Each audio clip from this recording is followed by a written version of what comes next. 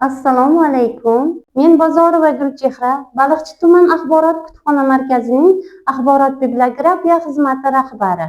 Bugungi shiddatli axborot asrida kitobxonlik va mutolaa madaniyatini yuksaltirish tuman axborot kutubxona markazining bosh maqsadidir.